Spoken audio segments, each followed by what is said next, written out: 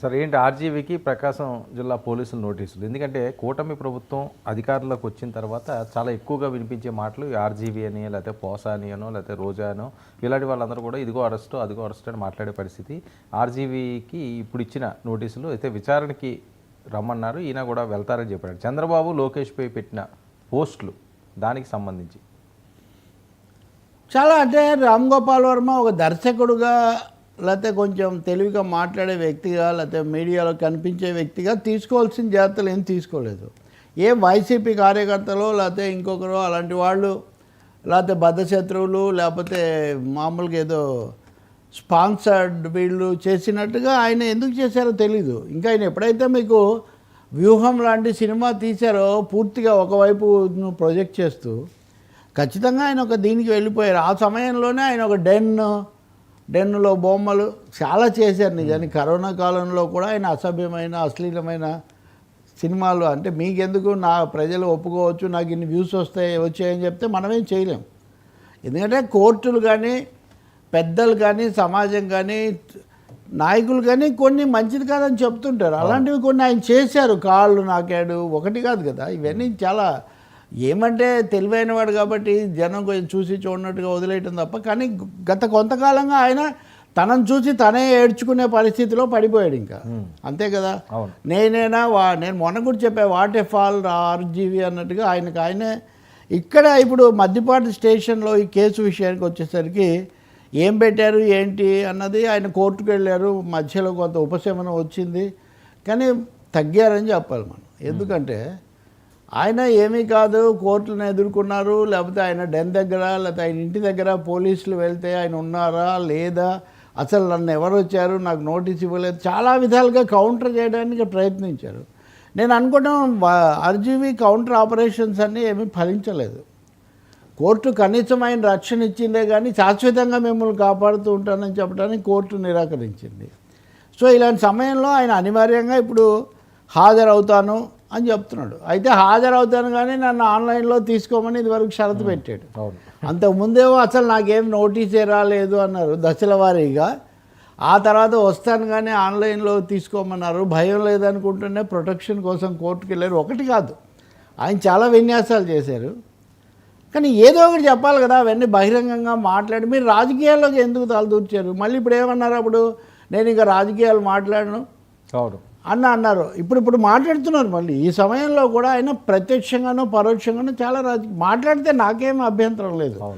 అవి వివాదాస్పదంగా వికృతంగా ఉండకూడదు అనేది ఒకటి.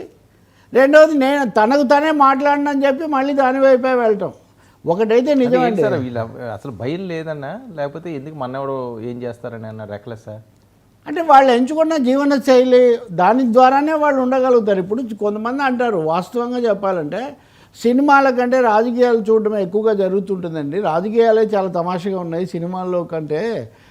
కాబట్టి ఈ మీడియా అనండి, సోషల్ మీడియాలో ఇలాంటి వాళ్ళు సినిమాల వాళ్ళకు సంబంధించిన కొంతమంది అంటే నేపథ్యం ఉన్నవాళ్ళు ఉదయాన్నే ఒకడు మాట్లాడుతున్నాడండి, డైరెక్టరు చెత్త మాట్లాడుతున్నాడు.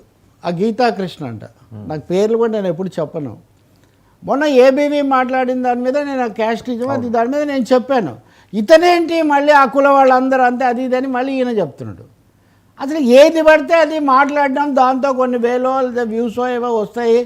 చలామణి కావడానికి రాజకీయాలు మాట్లాడటము, కులాల గురించి మాట్లాడడం చాలా ఆకర్షణీయమైన దీనిలాగా ఉంది. కొంతమంది షార్ట్ కట్, చీప్ కట్ ఇంకా చెప్పాలంటే political short cut, political cheap కట్కు కలెక్షన్స్ కూడా ఇది బెటర్గా ఉంటుంది. ఇప్పుడు ఇది ఇక్కడ ఆగదు కదా. ఇప్పుడు వ్యూహం సినిమా ప్రసారానికి సంబంధించి ఆ డిజిటల్ కార్పొరేషన్తో చేసుకున్న ఒప్పందము, దానికోసం ఏదో 2-3 ఈయన లేదా ఈయన తరఫున మేనేజరా, ఈ మేనేజర్ల వ్యవహారాలు అందరికీ తెలుసు. శ్రీదేవి, అమితాబ్ బచ్చన్ కూడా వాళ్ళ జీతం చాలా తక్కువగా ఉంటుంది. వర్మ అనే ఆయన వాళ్ళని ఎంప్లాయ్ చేసుకున్నట్టు, వర్మ దగ్గర వీళ్ళు ఉన్నట్టు ఏదో ఉంటుంది, కానీ ఇదేదో కన్సల్ట్ ఈ పద్ధతిలో. కాబట్టి ఎవరి చేతులు మారాయనేది వేరే విషయం. కానీ ఒక అధికారికంగా ఒక వ్యవస్థను ఉపయోగించడానికి రామ్ గోపాల్ వర్మ ద్వారా పెద్ద ప్రయత్నం జరిగింది. అందులో రెండో అభిప్రాయం ఏం లేదు. ఇవన్నీ ఒక కొలికి వస్తున్నాయి. కాకపోతే ఇప్పుడు మటుకు ఈ అసభ్య పోస్టులు, అవాస్తవ పోస్టులు అనే దాని మీద దృష్టిలో పెట్టుకున్నారు. పోలీసులు అవి చూపించి అడుగుతారు, ఇవి మీరే పెట్టారా లేదా. ఈ పద్ధతిలో అడిగినప్పుడు లేదనో నాది హ్యాక్ అయిందనో లేదా ఫేక్ అనో ఇట్లాంటివి చెప్పొచ్చు. లేదంటే నేను పెట్టాను అందులో తప్పేముందని కూడా వాదించవచ్చు. ఏం చేస్తారో మనం చూడాలి. ఇప్పుడు హాజరవుతాను అంటున్నారు కాబట్టి నేరుగా హాజరవుతారా, మళ్ళీ ఆన్లైన్లో విచారించండి. నేను కోర్టుకు వెళ్ళింది కూడా అందుకోసమే. ఇవన్నీ ఉన్నాయి. బట్ నేను మొన్నే చెప్పా కదా, ఒక విధమైన ఆ రాహుకాలం నాకేం వాటి మీద నమ్మకం లేదు, కానీ నేను మాట వరుసకు రాహుకాలం అన్నాను. కానీ కొంచెం వర్మ జోష్ దూకుడు తగ్గిందనే స్పష్టంగా అర్థమవుతుంది. ఈ ఎంతో కాలం దీన్ని ఇలా ఎదుర్కోగలిగిన స్థితి కూడా ఉండదు. అంటే నడుస్తున్నంతకాలం ఒక విధంగా ఉంటుంది, అది బెడిచి కొట్టినప్పుడు ఇంకో విధంగా ఉంటుంది.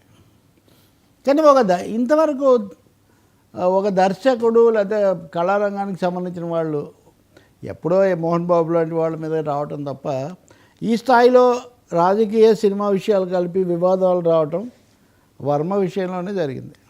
ఆర్జీవి ఎందుకు అలా అయ్యారో మరి మొన్న ఆయన పశ్చాత్తాపడ్డారు కాబట్టి ఏమైనా పరివర్తన ఏమైనా వస్తుందేమో చూడాలి. మధ్యపాడులో ఏమైనా పరివర్తన వస్తుందా, వీ హ్యావ్ టు సీ. విమర్శ చేయమన్నాడు సార్, ఎవరినైనా విమర్శ చేయమని నాకేం అభ్యంతరం లేదు. అలాగే నేను ఈ పార్టీ నేను వైసీపీని బలపరుస్తాను, నాకు జగన్ హీరో, నాకు చంద్రబాబు హీరో, అసలు పవన్ నా ఆరాధ్య దైవం అని ఎవరైనా అనొచ్చు. అలా అన్నందుకు ఇంకొకటి తిట్టడానికి అవకాశం లేదు. అన్నది రైటా తప్ప ఫేక్గా పెట్టకూడదు. ఇప్పుడు ప్రకాష్ రాజు ఉన్నాడు, ప్రకాష్ రాజు కూడా ఇలాంటి ఒక వ్యక్తి కదా. ఇప్పుడు కుంభమేళా జరిగితే అక్కడ మహాకుంభమేళా ఈరోజు దురదృష్టకరంగా అక్కడ 15 మంది చనిపోయినట్టు, ఇంకా ఎంతోమంది గాయపడినట్టు వార్తలు. ఈ తొక్కిసలాట్లు కనీసం ఇవి మేనేజ్ చేయట్లేదు. వీటిని ఎందుకు భక్తి, ఆధ్యాత్మికత, మత